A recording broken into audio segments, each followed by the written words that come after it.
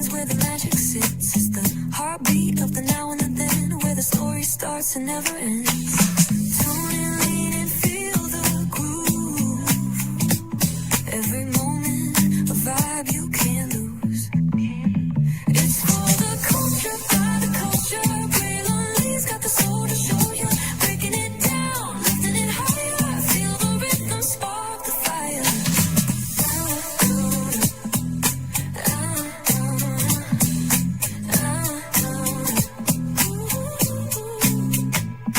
Hear the whispers in the city's hum, echoes of stories where we're from. A beat, a step, a voice so clear, the pulse of us, it's all right here. We got soul, we got flavor, every moment is a savior, every experience is an overcomer.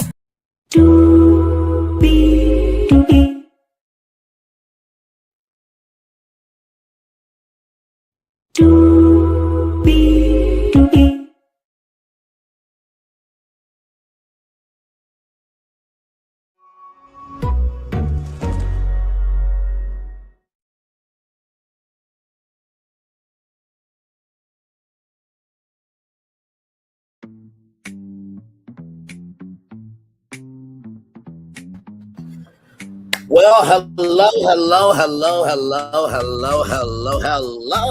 to you, and you. Welcome into another edition of Friendly's Virtual Tour Live. We are live on tour. If you've been watching us for a good minute, we have been talking about Big Girls Wanted, Escaping Paradise. We reviewed part 1 on Friday, part 2 on Saturday, and right from the space right here and right now, we're about to review part 3. And I said this upon you yesterday. You cannot have a story with a beginning and a middle without an end. And oh, buddy, this documentary team, personally, I think that this should be nominated for Best Documentary at the Oscars. I really do. Because the precision, the care, and the sincere honesty in how they went about this was such a breathtaking sight to see. I have never been so mentally beside myself before until I've seen something like this. And Stephen, I did say you're the white male version of Elizabeth Holmes. And I did say you are the white male version of Anthony Lofties. But you are also basically the white male version of P. Diddy. Let's get this motherfucking shit started. It's time to talk about Higher is Waiting, Low is Available. But either way, we got to go on tour. Yes, indeed, we do. And might as well just add that you are the white male version of Milagro Grams. You see that virtual tour background? Yes, you do. You hear that virtual tour music? Yes, you do. And then there is, hey, everybody, welcome in. Glad to have all of you here. Trigger warning for everybody of what we're about to get into. If you haven't caught up on part 1 and part 2, this is to the replay gang and to everybody here live. If you want to catch up on the series, I suggest you do part 1, part 2, and then get to 3. If you watch this first, you are not going to understand the energy I have for part 3 if I understand part 1 and part 2. So let's get to it. My God, today. So we start off episode 3 with Cast. As you guys know, in part 2, we found out that Cass passed away. Yeah. Oh, heavy. Cass talked about, don't wait, to live your life. Don't wait to live your life where you become skinny, rather. And Pal shows up. By the way, Pal, I saw the Patrick Star outfit. That sister right there, Jesus. Ooh, a tall picture of Kool-Aid that I would love to choke on, disrespectfully. She's a beautiful woman. Moving on. So Emily says that Emily Kasich, who is a photojournalist, who resides in New Orleans, Louisiana, led by Tara Roulette. Let the good times roll, baby. Emily Castick says that Cass wanted people to feel beautiful about themselves, and she was inspired by Cass, and she felt the way that she felt until she saw Cass, right? So Cass was very, very big. I mean, I think she probably had like what 300,000 followers on TikTok, over 1 million followers on TikTok. She was popping on all social media platforms, right? And Emily saw the rest in peace post, and Emily asked Stefan what the fuck happened. And you know the song that you hear at Disneyland and Disney World? It's a small world after all. It's a small world after all. It's a small world after all. It's a small world after all. And now we'll add Timon from Lion King 1.5. Everybody now, it's a small world after all. It's a small world after all. It's a small world after all. It's a small world after all. Now, as we know in part 2, Pal cut off the friendship to Cass because Cass is still talking to Stefan. Cass weighed over 100 pounds, and she had sleep apnea, and had to be on a scooter. And the first time that Cass almost died was in Stefan's house, where she finally died. And I don't mean that in a derogatory, degrading, or disrespectful fashion, but follow the red bouncing ball here. Where she finally passed away was closer than anyone could think. Cass died in New Orleans, Louisiana.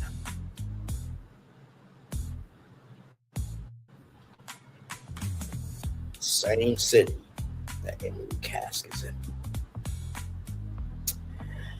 I want to say to Emily, right? First of all, I am so sorry.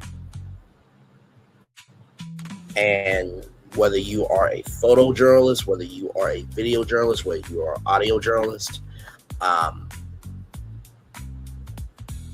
journalists matter. I don't give a damn what some incompetent incel waste of life that should have been swallowed by his mother, Mary, who right now should be in the ring in Washington, D.C., get his ass whooped disrespectfully to the highest degree, says about fake news and journalists or this, that, and the third. Without journalists, how do we communicate about the world that's going on today, right? So I say sorry to you, Emily. I can only imagine how heavy that emotion was. The thoughts running through your head, the coulda, woulda, shouldas that you could have done. But also, too, you didn't know where Cass was at. I don't think Cass will want you to take on that pain. Quite frankly, it really incenses me that this beautiful woman, Cass, who should still be here, the ending of her life was caused by Stefan. Just like AL killed Kiki, Anthony Lofties killed Kiki Jabbar. Moving on. Now, with that being said, I don't think you really want to go against me, bro.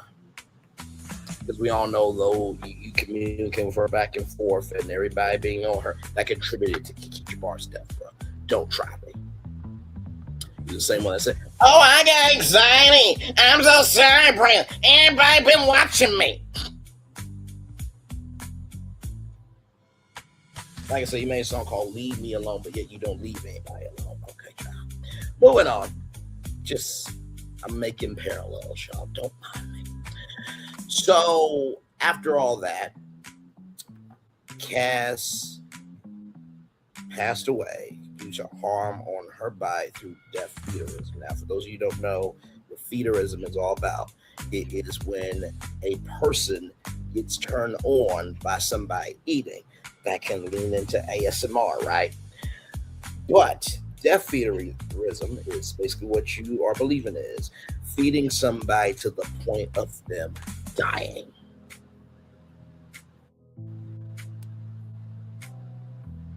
Yeah, that's where we are. That's where we are. That's where we are. So, like I said, sleep apnea, fell out of bed, cat, sleep apnea, Cass had rather. Cass fell out of bed and stopped breathing. And Cass found freedom in feederism, financial freedom, because you can get paid to eat. Can. And Cass also felt free from the chains of fat phobia, but it was a false freedom, according to Simpiana. Hal said that Cass should have been able to do more in her life. And I'm sure that Cass would have been one of the great BBW models of our time. She probably would have been having a clothing line, perfume line, doing television. Probably would have been at Swim Thick. But because of this fucking white cracker piece of shit, Cass is no longer here. And just because you didn't contribute directly, you had an environment that was conducive for that to happen, Stefan. You did. You did, and you did. Moving on. So, Hal said that Stefan doesn't take responsibility for what he does and how it affects people. And it's only a matter of time before this happens again. I want you to keep that in mind, what Powell said. I want you to keep that in mind. I want you to keep that in mind. I want you to keep that in mind. And the producer asked Powell, do you think that if she had met Stefan, that she would have lived? And Powell said that Pearadise killed a part of Cass. So there's different comments from all the women about Cass. And Stefan feels that being accused of having something to do with her not being around anymore is the ultimate dagger in his heart. And that everybody loved her at Pearadise. He loved her, and that they missed her. He misses her. And Stefan said feederism can be dangerous, right? And Stefan said that at the house, Cass was not into feederism at the house. But Emily says that Cass was into feederism at the house. And Stefan knew what was going on. And feederism pretty much is just a big show of how big you can get. Big, pun intended. And Emily says Stefan knows what he's doing. And he knows what he's doing right, but he does see the nuances of what's happening. Cass felt powerless. Because you got to remember, you have allegations of Stefan doing SA. You have people not want to be Cass's friend anymore. You also know that Cass did content with Steven and others. So being utilized as an outlet, but nobody investing in her as a human being. So Cass can have an outlet, right? What happens when you push down on the gas pedal and you don't get control? You eventually crash the car, right? Follow the red bouncing ball. Kimmy hearing her words about Cass. Remember how I said that Kimmy was doing way too much to Cass? Kimmy owns her part of the damage and says it falls on her, but she does not say sorry. I think that a sorry is due, Kimmy. I get what it is to try to defend your community. I get it. Hell, I do it every day. On this channel, I do. I defend a little bit of everybody. But I also recognize that there's a line, there's a limit, and there's a pressure point. I'll push anybody. So I try to give love, grace, and space as much as I can. At this point in my life, I only give love, grace, and space to people who actually deserve it. That's where I'm at. Doesn't mean my heart's not open. Doesn't mean my heart's not willing to love. Doesn't mean that I don't make myself available. If everybody else got the right to act a fool, I got the right to act intelligent. I clocked that ticket. Oh, I'm sorry. Anybody can have to text somebody to be something. So I am always being intelligent. Others act ignorant. Until it hits their doorstep, and then they want to cry, bitch, moan, and complain. They want help, but keep that same energy. Moving on. So, but like I said, I don't hate Kimmy though. I think Kimmy was trying to do something good, but she did go too hard in on Cass to me. She did. She absolutely did. So Emily said that there were several truths in the story, but she can only be honest about what she has seen. And she saw her own humanity in there. And when Emily got back home from Las Vegas to New Orleans, Louisiana, she didn't deep dive into her photos and the videos and everything that you gathered, but she did in doses. So Emily sent it to an editor that she had, and the editor said no. And sometimes your dream may be delayed, but it's not denied. And maybe this was the platform for Emily's work to be seen. So Emily wants to go back to Pearadise, right? And she never really closed the door on it. And if there's a TikTok live, she'll watch it. And I'm not going to blame Emily for this. I think that this is a coping mechanism. When you don't feel seen, heard, and embraced in your own community, you will go to your comfort zone. That's why I think Emily is going through. She's trying to figure out her comfort zone. And Heather said that for the longest time, she didn't understand how the women could just flip the switch because they were all friends. And Heather, for a long time, believed the girls blew everything out of proportion with the essay until you go through it yourself. Which is why it's always important to hear everything out, not just what you selectively want to hear.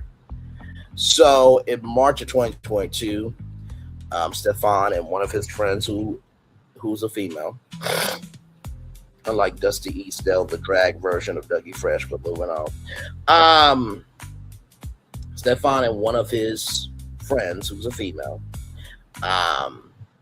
she reached out to men on Tinder, which personally, Tinder doesn't work like that. They don't have like a group chat where you just put everybody in. So I don't know how that happened. I guess she went back to her mattress and said this hey, there's a group of BBWs that want to hook up. So this woman said, when they come, I'm gonna choose who I want, and y'all figure out who else I want to hook up with. The men showed up. There was a man in the pool trying to reach, Heather to take off her clothes. So there was a girl that pulled in Heather, right? And the girl was gone out the pool. There was a guy that groped her, and Heather got fingered. Okay, I'm telling you this as straight as I can.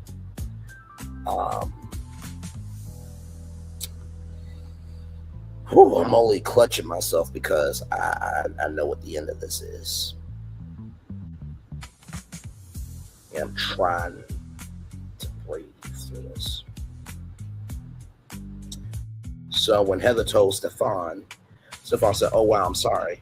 Stefan didn't know the guys, and Heather doesn't know the person's name and can't sue if she wants to. But that changed Heather's mind on essay. With Stefan, there's no remorse. There's no, oh, damn, this needs to change. And Heather was done and said the house is not safe. And, there is a thing called Stockholm Syndrome, right? And a whole word that I'm not even going to say because it's been so bastardized in that fucking broken, dilapidated sector. Okay, I'm not going to say the word. If you know, you know. But it was too overused, child. Too overused, too overused. So, with that said,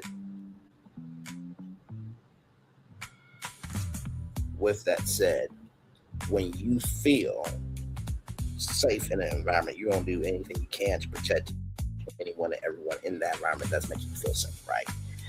And so that's what Heather did. April 2022, Heather wanted to say sorry to all the girls, and Heather messaged Kimmy. But here's the thing, right? So y'all know Discord, right? Discord's like the AOL or Yahoo chat room, but it's just a bigger chat room, right? You have all these communities and stuff. So apparently there were minors messaging Stefan, and I'm not saying alleged here. All of this is from the 3-part docuseries. Everything I'm saying happened in the show. Happened in the docuseries, rather. So I'm not making anything up. Nor do I have to in order to have a platform. I say I don't get notices from companies saying I don't know how to create original content. I'm not stuck in dribble all the time. Because why? Give me a moment. Because here's the thing, a good streamer can find other content. Because here's the thing, a good streamer can find other content. Because here's the thing, a good streamer can find other content. Because here's the thing, a good streamer can find other content. One more time for the one more time. Because here's the thing, a good streamer can find other content. Thank you, Anonymous T. Moving on. So like I said, Stefan was talking to minors, and the Pearadise Discord, there are adults there, but apparently there are minors who are plus size as well. But Stefan was encouraging them to send pictures and communicate with him, and he was waiting until they turned 18. And that's what we call grooming, ladies and gentlemen. Okay. So now we get back to Heather. When Heather left Pearadise, Stefan called Heather a traitor. I find it interesting that when you are there under his womb, kumbaya, balo, kumbaya. Oh, it's so good to see you. Bring it in, bring it in. Oh, yes, the thickiness, yes. I'm not going to disrespect King Julian. I'm sure King Julian would strike this channel if he could, okay? That's the lemur from Madagascar. You know, I like the shaking and the bodies and everything. You know, I don't want to offend him. But anyway, with that being said, it's mind-boggling to me how when you're there, it's cool to do anything, everything. But when somebody wants to stand up for themselves, now it's a problem. It wasn't a problem when you were getting the milk, the butter, the burgers, and everything else. But when the cow says, "Oh no, I don't like being slaughtered like this," mentally, now it's a problem. I want you to keep all this in mind, because wait till you hear what's at the end of this, okay? And don't worry, I know that we have, Hard Hustle Houston at 8:30. So I think we're kind of getting there. We're almost there, y'all. So just give me some time. And if I need to, I will move it just to make sure that we have quality time on both shows, okay? So don't worry. I've done this over 1,000 times, y'all. I got this. So after all that, right?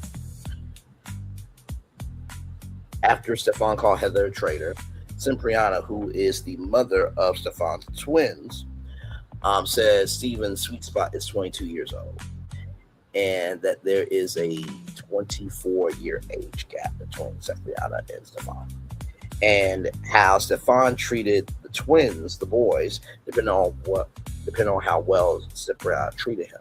So she packed up and then looked back.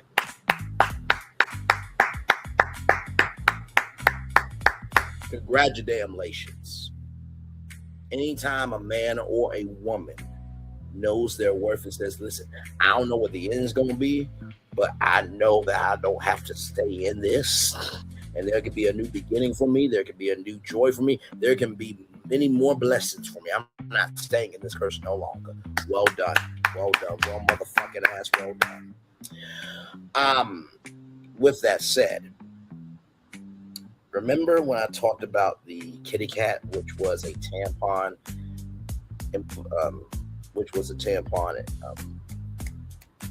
inserter, and it has spermicide in it? Remember that? Well, apparently, after Cipriana got pregnant, he wanted all the women in the house to go to the doctor to get AB pills, right? And he wanted to crush it up and put it in their drink. That's like Quaalude energy. That's like Bill Cosby energy. Ladies and gentlemen. Moving on. So allegedly, the plan was to put Plan B in Cipriana's drink so there would be a spontaneous miscarriage. And Stefan made a joke saying, oh, this bitch did this and this and she shouldn't have those kids. And he was making that as a joke. Bruh, nothing was funny about that. At all. At all. At all.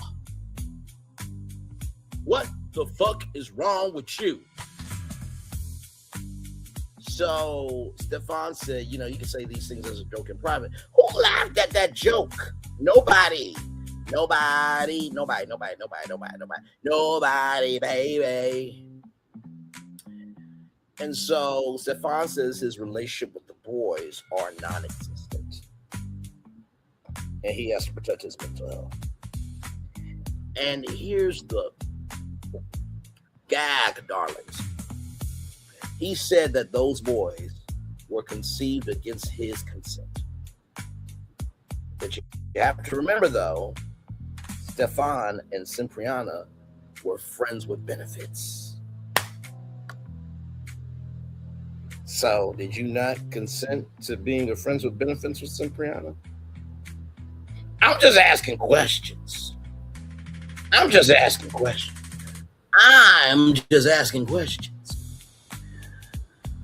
So, Cipriana said the women will help the boys with that time to tell about Stefan.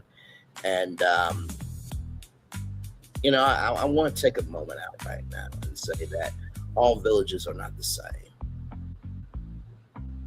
They're not. Now, I know some villages, they have people who have abused the nieces and nephews in the family and have abused this, that, and the third. Those villages are fucked up, are parasitic, and they need to be eviscerated off the face of the earth. Do you hear me? And then there are other villages that, while they may not be blood, they carry themselves with blood energy of knowing right is right and wrong is wrong. Knowing that history and totality matters of who a person is. But most of all, they have a compass of being responsible for what they do. And so, if those boys get raised by Cipriana and those women are better mothers than the sperm donor that Stefan was. There are lesbians and gays that are raising children better than some heterosexual mothers and heterosexual fathers. Some men, I'm sorry, because Anthony Lofties is not a man. Some waste of life that should have been swallowed by their mothers like Anthony Lofties should never be a father. And some women like Malago Rams should never be a mother.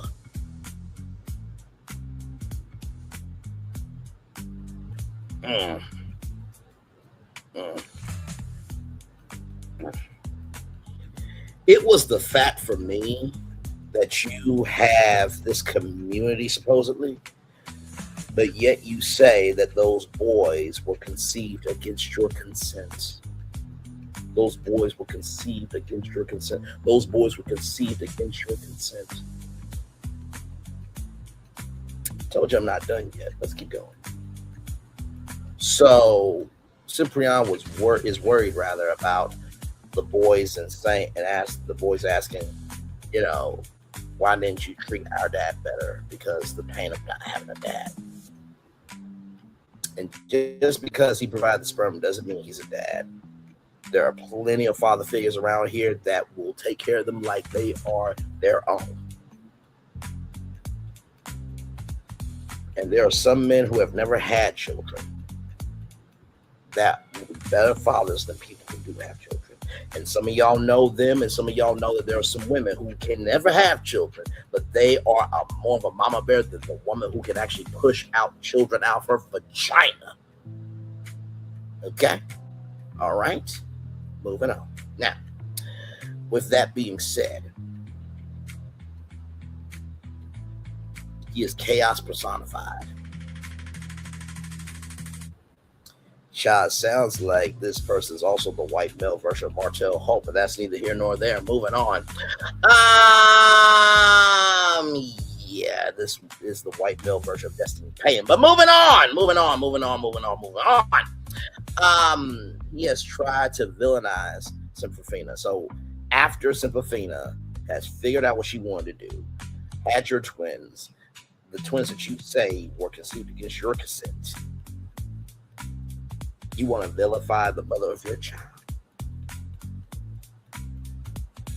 Okay.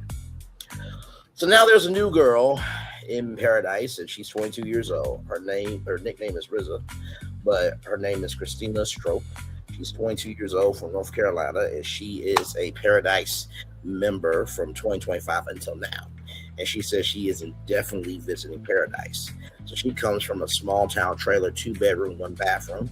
And Stefan's house is huge, right? So Krista got out of a relationship with her ex, and he was an extreme feeder, right? And the ex wanted Krista to eat a full sheet cake. And she would force feed herself and then throw up. And she's got appetite issues to this day. Fuck that piece of shit bastard.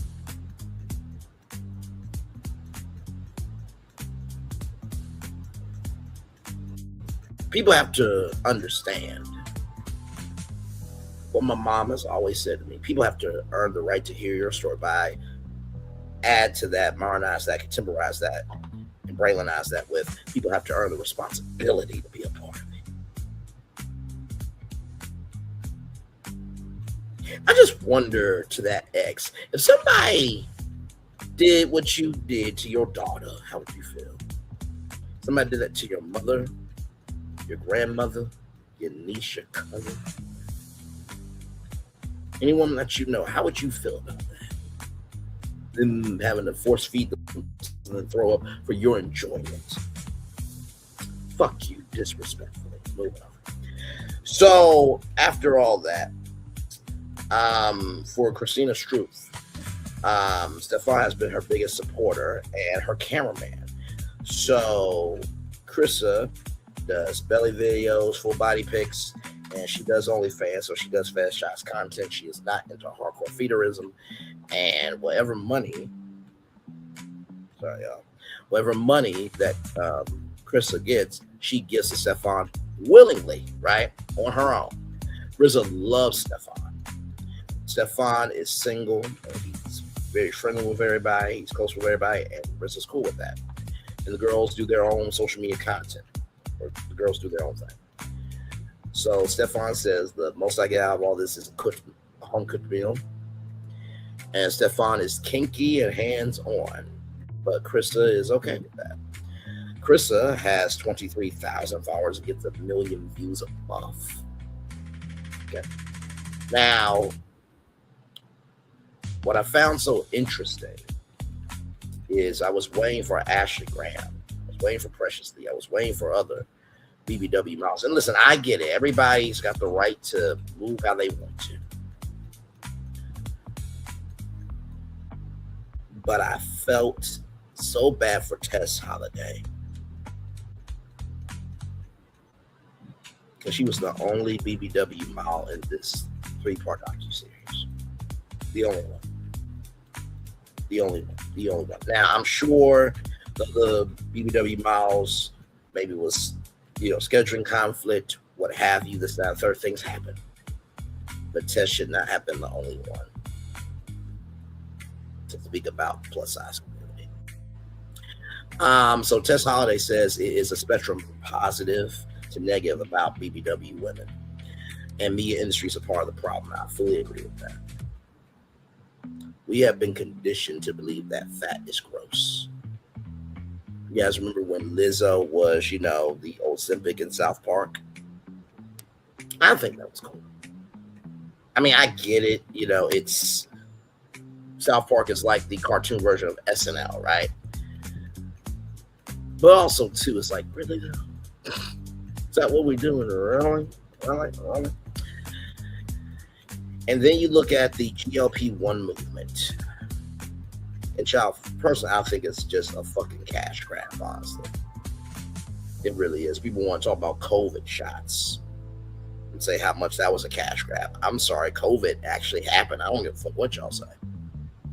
There were people who had to put their hands through rubber gloves to say hi to their parents and grandparents. There were doctors and nurses that could not hug their children because they could pass COVID to their kids. There were retail workers, firefighters, police officers, EMTs, and many other industries that got punched because of COVID. You mean to tell me GLP-1s are supposed to help people?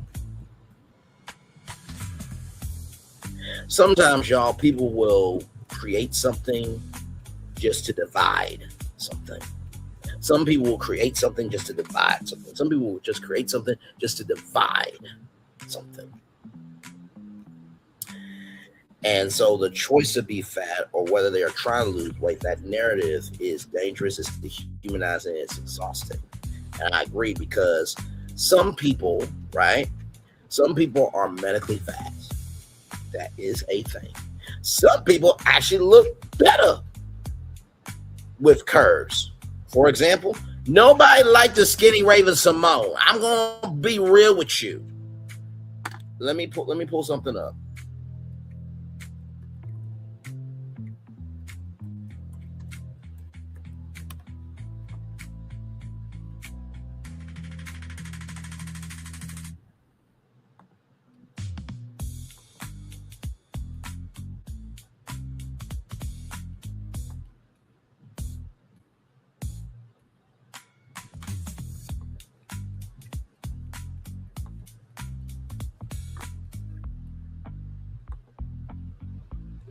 Because I'm going to show you the Raven Simone I was attracted to. And millions of men were attracted to, okay? This right here. Hell to the low. I mean, come on. Come on. Yes. Okay? This album cover right here. And I mean, she had the album cover where it was just her eyes. You know what hurt me the most about Raven Simone? And I'll never forget it. Oh, and by the way, let's not forget this here. No. Let's not forget this when she did this to her titties on the Wendy Williams shot. Child. And then, of course, listen. I remember when Raven, 602 minutes, 6027. Child, listen. Better be lucky I wasn't on the Disney Channel, because that's Raven or Raven song for this episode. Because child, it would have been it would have had to go on Hulu. But I don't even think Hulu could handle the energy that I would have been bringing. Okay? All right, T? And then, of course, right here, just come on. The thing that really hurt me the most about Raven Simone was when she said that she would go out on dates. She didn't want a guy to pull out her chair. Didn't want the guy to pay for the bill because she felt that she was going to be Personally, if I got the chance to date Raven-Symoné, I would just be fascinated with just who she is as an individual. And she recently said that, she really doesn't like acting. She just happened to be good at it. But what you did and what you do with being on set brought more people together. By the way, do y'all know that Raven-Symoné was one of the top of the top shows on this show, to the point where they had a revival. Like, that fueled Disney Channel for years, that show, and The Sweet Life of Zack and Cody, and Phil the Future. Shall I go on? So fuck GLP-1s, disrespectfully. If they're working for you, great. But do not let GLP-1s dictate to you if you are a beautiful BBW or not. Okay? All right, just wanted to put that out. Oh my God. Okay. So, then we get to The Biggest Loser. You guys remember that show on NBC? September, so Examora was on The Biggest Loser, all that stuff. And so then it goes to September 3rd, 2024, Examora arrives. And she's an influencer and a friend of, Pearadise. That's what Stefan says. And Stefan says that Examora is funny, original, and makes TikToks that make you laugh. And there's a thing called a mukbang. That's basically where you eat and you drink on camera, right? So, Stefan wants the ladies happy and healthy too. And he said that Cass was not on the other side of what she was going through. Zoe was on the other side, right? And Shay Vital, keep that name in mind. Keep that name in mind. Keep that name in mind. Keep that name in mind. Shay Vital said that TikToks were made with Zamora and there were family dinners, but Zamora got sick and quiet. She didn't come out of her room for days, so people in the house got concerned. On January 7th, 2025, Zamora was incoherent. She was crying. She was not in good shape, and her skin was not good. Her oxygen was down to 60. Yeah.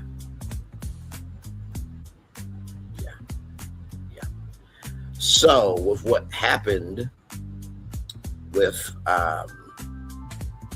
some more is that she got pneumonia, right? She got pneumonia.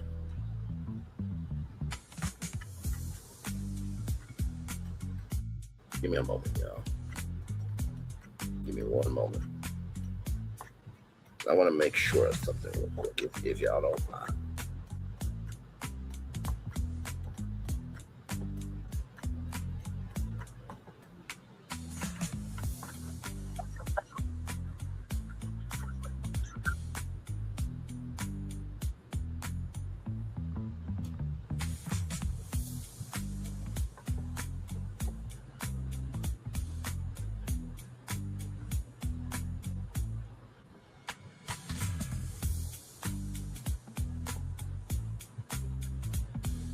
Give me one moment, y'all, because I want to make sure that I get this right.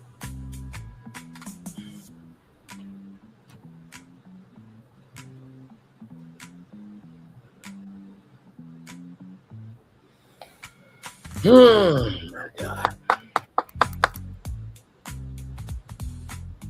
I'm telling you, episode 3, in the words of many people, that phrase took them through there. This took me through there, y'all.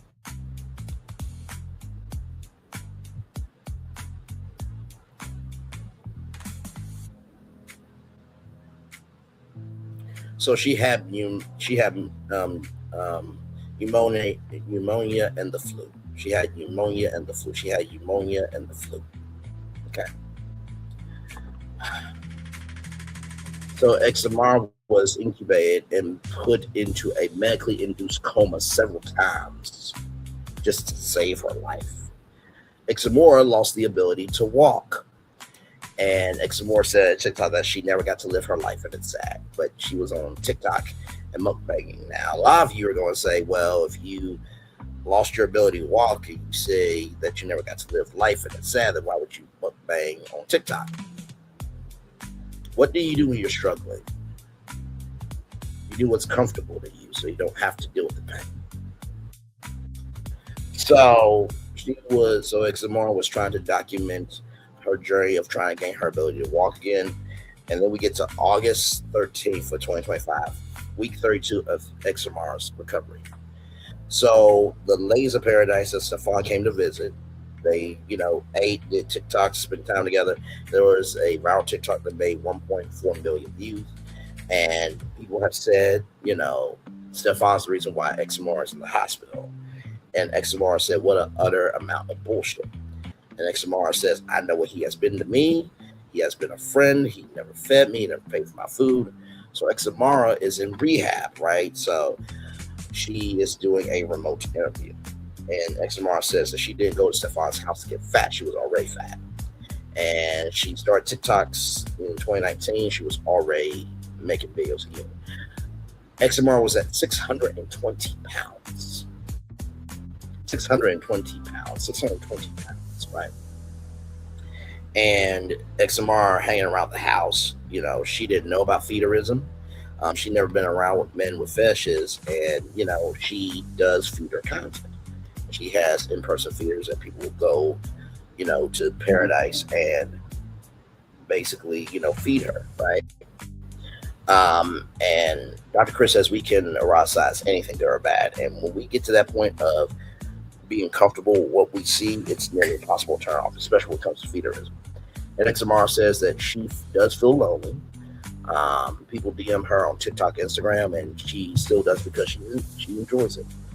And Dr. Chris said that it's a trifecta of doing content. It's the trifecta of risk rather than doing content creation, because that feeling of being wanted and desired, it can get to you, right? So the night before, Examora went to the hospital. Examora and Stefan were having a deep conversation. And Stefan cried as he said this. He said, I don't want something to happen to you.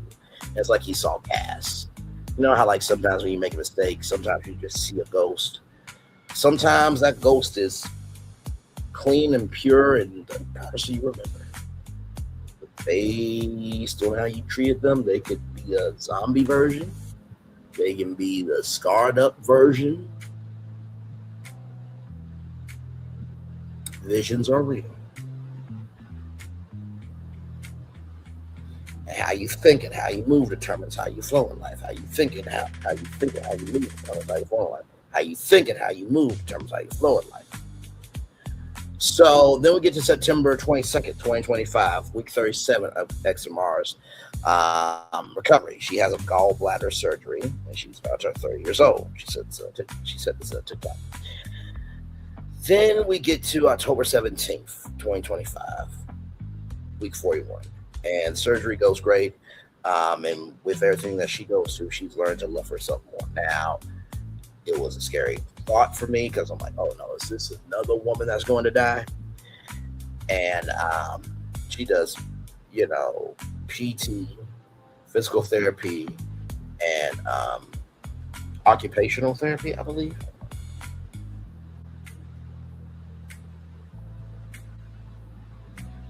What is OT in the world of therapy? Okay, I was right. Occupational therapy. Okay, gotcha. She was doing physical therapy and occupational therapy every day, 5 days a week. Examora felt safe at Pearadise, but she could see how others see it differently. So then we get to January 2022. Kimmy, the person, Miss Stardust, said that it's not cut and dry. It's not black and white, that all she cared about was those girls. And I'm sure now if Kimmy could talk to Cass, she would say sorry for all the pain she caused. I think that we have to let people breathe, let people learn, let people grow. He or she who has not sinned cast the first stone, right? So Stefan sued the ladies for $1 million, right? But he didn't want to win $1 million. He just wanted to scare them. And they were, going through this. They were going through all this in a year and a half. And so, as Kim was about to make a video, their lawyer said they're throwing out the anti-slap lawsuit, which means Kimmy can keep speaking out about this, but Kimmy feels trapped because this is something that's never going to be done because Stefan's never going to be done. So then, September 2025, Kimmy and Savvy talk. They catch up, right? Very nice chat. Kimmy says, "I will fight with you anytime, anywhere, any place." And so Audrey, Audrey's getting celebrated in Fremont Street for taking off, her dress. Audrey says it will be a safe haven, always has and always will be for Pearadise. Shay Mattel says that I'm not a victim and nobody in the house is a victim. And asks us why do we want to be here.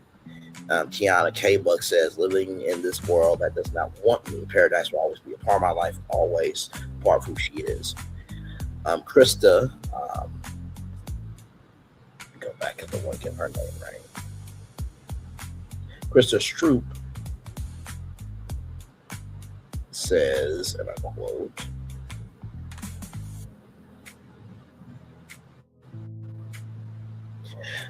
looking back, it's super unbelievable that she's comfortable in her skin and she's alive because of it. Stefan says he still believes in Pearadise and that we all need it.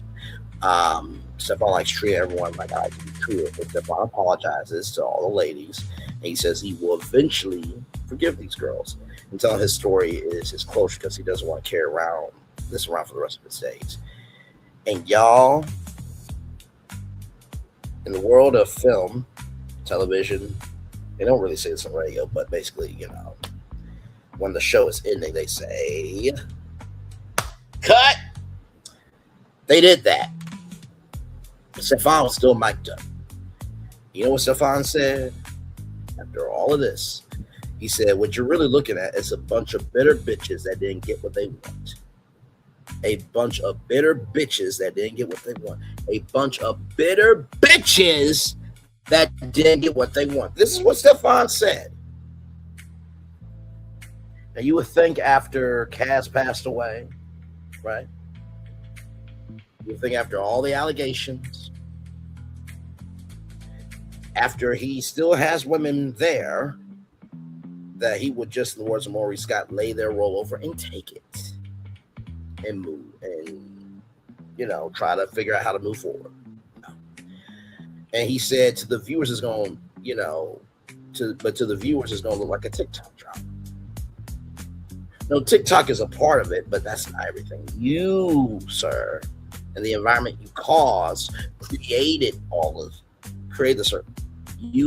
You and the environment caused the circumstance for all this to happen. And TikTok was just a vehicle for it to be seen, sir. And Powell, the beautiful Powell, says that they are trying to move past this, but he never does. So fall 2025, Stefan is still upset. And Stefan still continues to hurt Alex, also known as Porkchop. And so Ivy says that footage of Alex being undressed gets posted onto TikTok. Now recognize in, I believe it's part 2, that the cameras are audio enabled. So to post somebody undressing in the house, just trying to walk around, because you could do that in your house. And the post to social media is asinine, disrespectful, and just beyond the pale behavior. And,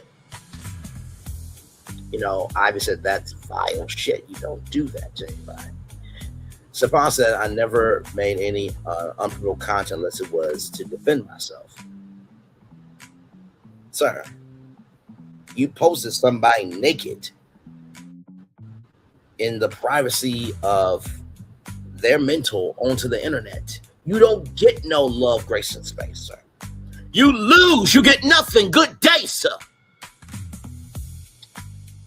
So, apparently, some people, Stefan's contacted him and said, why would she do that shit? And then this is what Stefan says. You ready for this? You ready for this? You ready for this? Stefan goes on to say that she was a sloppy, hang on, y'all, because I see we're pushing the show. So give me a moment. Because I really want this to break. I really, really do. Give me a moment. Give me a moment.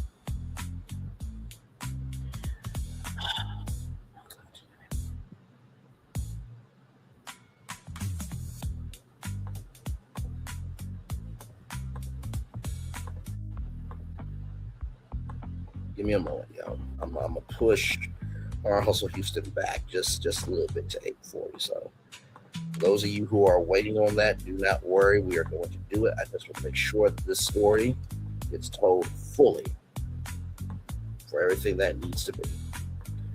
And we got a lot to talk about Hard Hustle Houston. So please be there for that at 8:40. Just try to let this story breathe.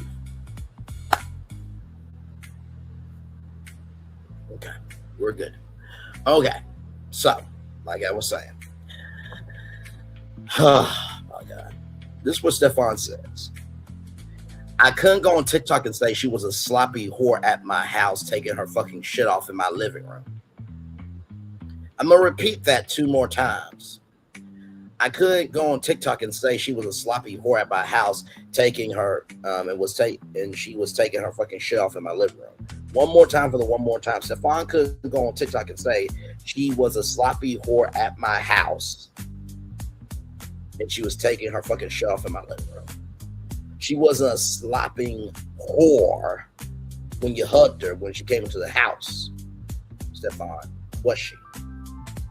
You didn't mind slapping her on her ass and doing little belly meat to her, right?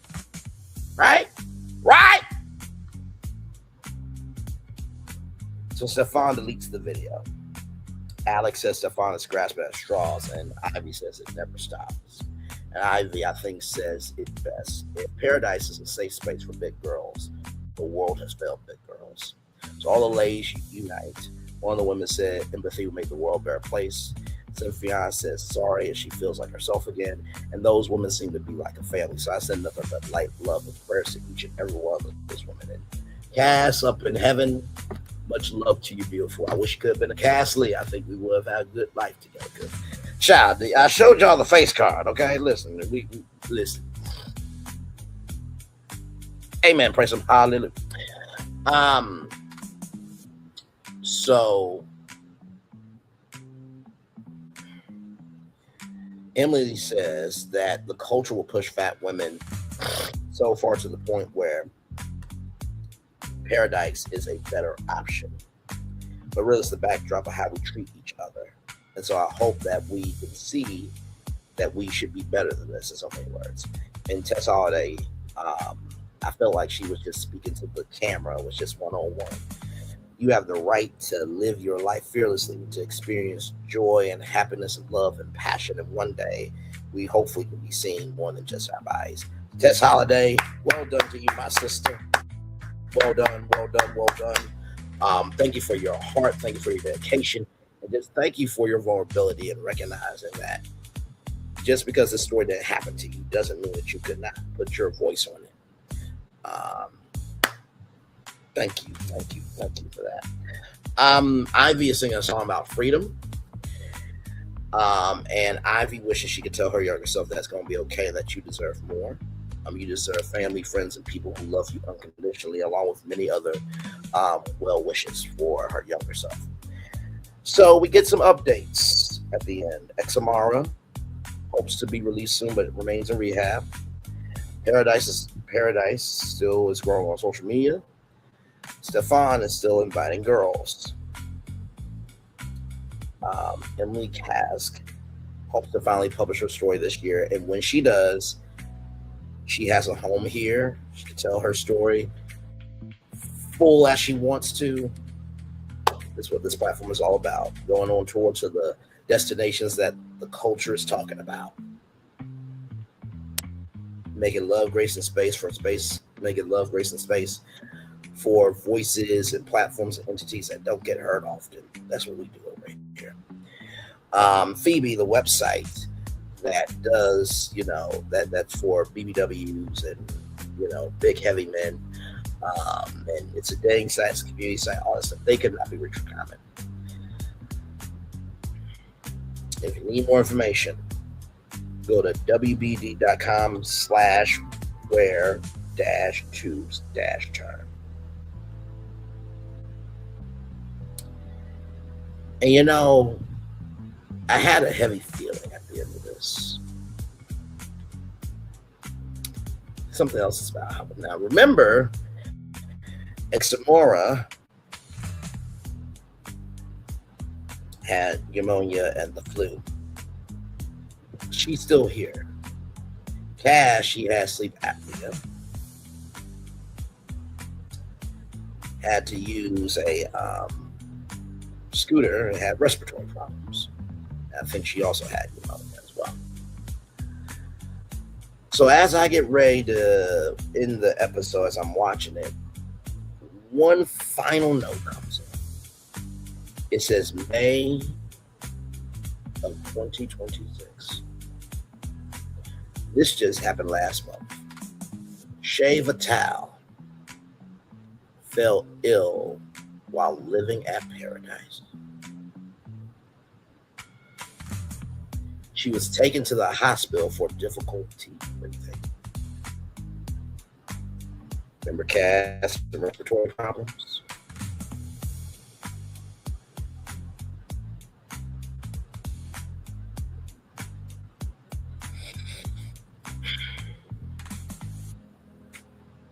Shay Vital passed away hours later and was reportedly due to influenza and pneumonia. She was 36 years old. Ladies and gentlemen, that is the end of Big Girls Wanted Escaping Paradise Season 1, Episode 3. I can't. I'm beyond disgusted. I'm beyond heated. I'm beyond what I should be able to legally do. As a child, personally, I want to get a bag of things and help Stefan with those things. 1 + 1 can equal 2. Okay. Now, Stefan has 2 boys.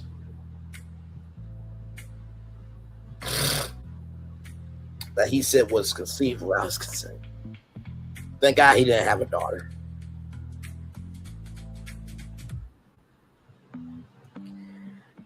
What Stefan is doing with these women, he should be locked up. He should. I don't care what Nevada says. Sexual assault is sexual assault. There's levels to it.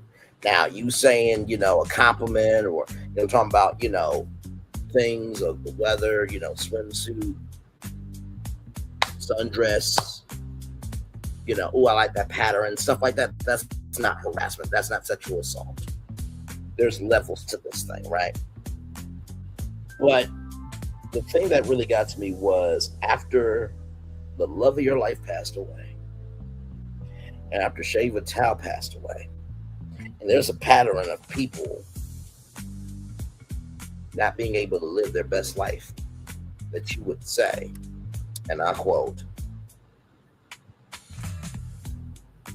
my God,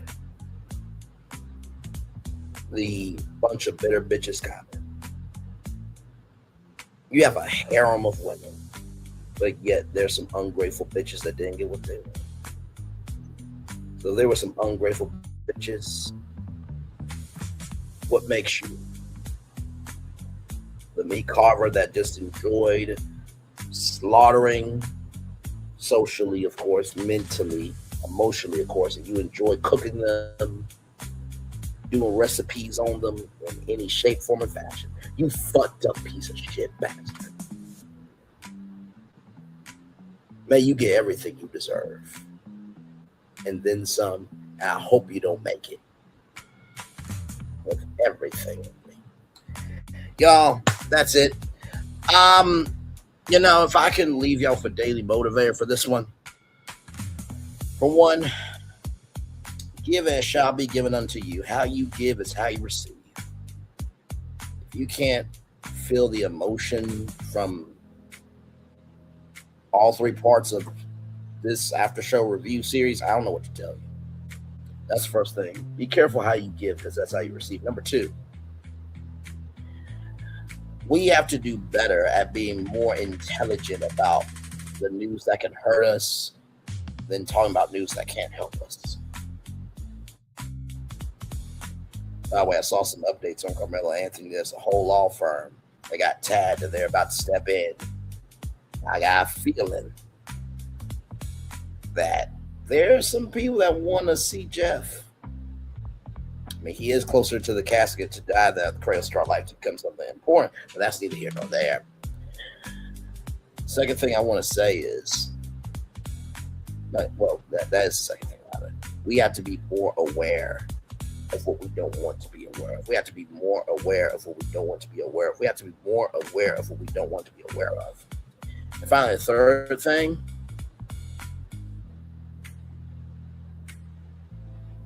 just remember that just because it exists doesn't mean that it's a necessary contribution. Just because it exists doesn't mean it's a necessary contribution. Just because it exists doesn't mean it's a necessary contribution. I'm not saying Pearadise can't do good things. Stefan doesn't need to be running it. It needs to be some organization that actually is for BBWs. Sadly, you can't really do nothing with the brand because it's tainted. It's damaged. It's a waste. But in that same token, let's give love, grace, and space to all those women who are still there because they're trying to find their place to belong to. That being said, it's time for the best outro on YouTube. Know what you do and do what you know. Never say you want more special because you are always want to bless and trust. You may not be where you want to be, but by the end of it, you'll be where you need to be. Do what you've been chosen to do. Last one thing, call yourself. It's another to be chosen. One love, much love, all love. I have spent time with you. You have spent time with me. And hopefully, by spending time together, we're some great together. And always remember, we're doing radio, television, YouTube, living your best life, or you're just recognizing just because you are alone doesn't mean that your life is this, that, and the third. I think sometimes we give ourselves a sense we don't have to serve. You end your sense of feeling guilty for still being here and in peace. Make sure the replay is not just for you. Watch it. That's what let's do it. But if you want to experience it again, I love you. I value. I embrace you. Always remember, see love you gotta give it. See love you gotta give it. See love you gotta give it. Where obstacles you've overcome, where success you have achieved upon this particular day. I'm extremely proud of you, but no one's as proud of you. Proud of your damn self. I think when Emily's book comes out, I think it should be a television series on HBO, scripted. I think also, too, there needs to be a Big Girls Want to Escape in Pearadise reunion. To Investigation Discovery, Warner Bros. Discovery, I will gladly host that reunion. But just a couple stipulations. One, we need to do it live. Number two, we need to do it in front of a live audience of other BBW models and influencers, different organizations like Shapely, Curvy Ventures, Swim Thick, Curves Closet, which is a business, Juicy Bye Guys, which is another business. I can go on and on and on. And then there needs to be men that sincerely love BBWs, not as a fetish, but as the totality of who they are. And it needs to be 2 hours long each episode. So that's part 1, part 2, and part 3. This story is far from over. And let me tell you something. When something ends, it's usually the beginning. Commercial break and fireworks are coming your way for the day that was, for the day that's coming, for the blessings on the way for you, me, all of us, as a society, as a people, as a culture. I feel the love. It's right back to you. This is your final tour for the evening. Good evening to you, by the way. Good morning, good afternoon to you based on your location. I will see you all here in 10 minutes for Heart and Hustle Houston. We're live. Got a lot to talk about with those ladies, too. All right. Love y'all. Peace. And Cass and Shay. One love, much love, and all love to you as well. Whoa.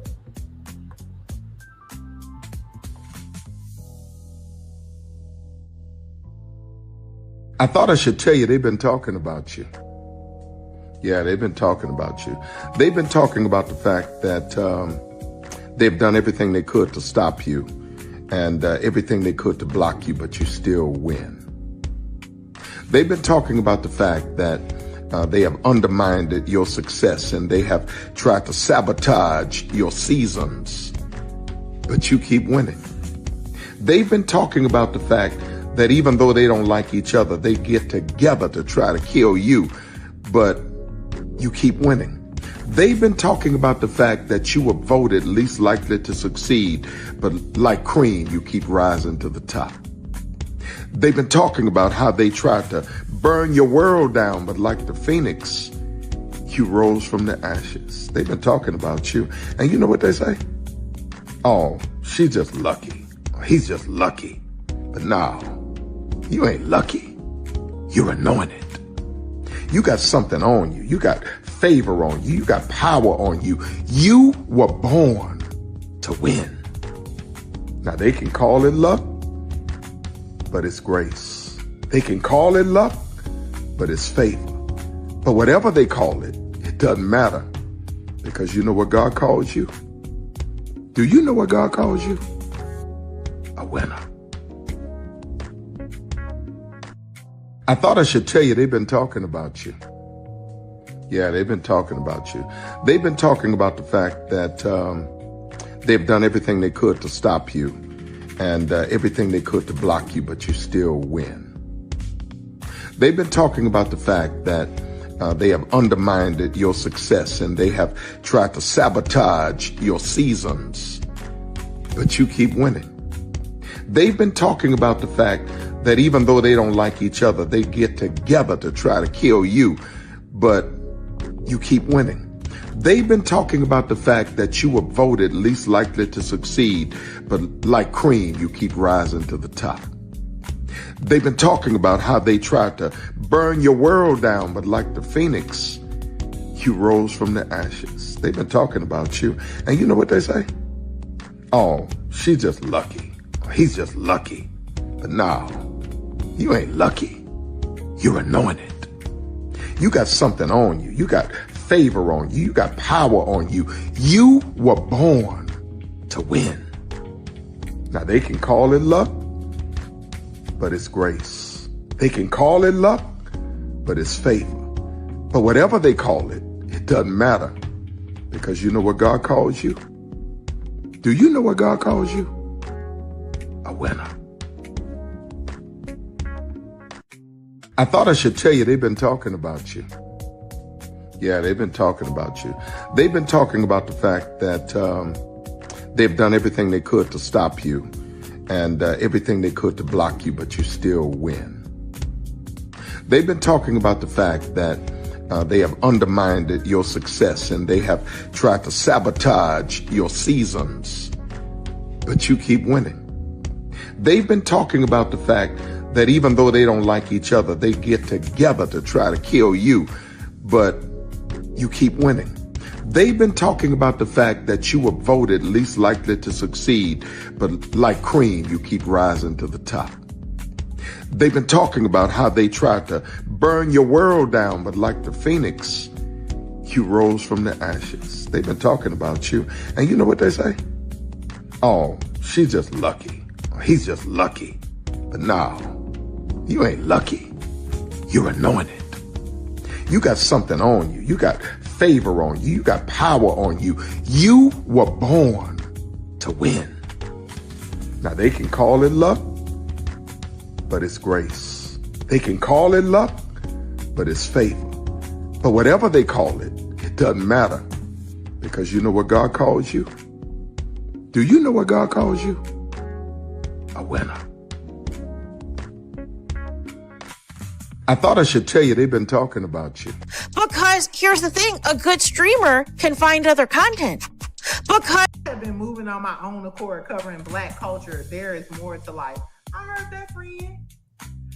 Braylon, shout out to Braylon. Make sure y'all go follow Braylon in case y'all haven't. I love your content. Child, Braylon been over there doing his thing, minding his GD business, staying out of trouble, trying to get the folks some positive stuff to talk about. Besides lying all the damn time. Child Braylon been over there doing his thing, minding his GD business, staying out of trouble, trying to get the folks some positive stuff to talk about. Besides lying all the damn time.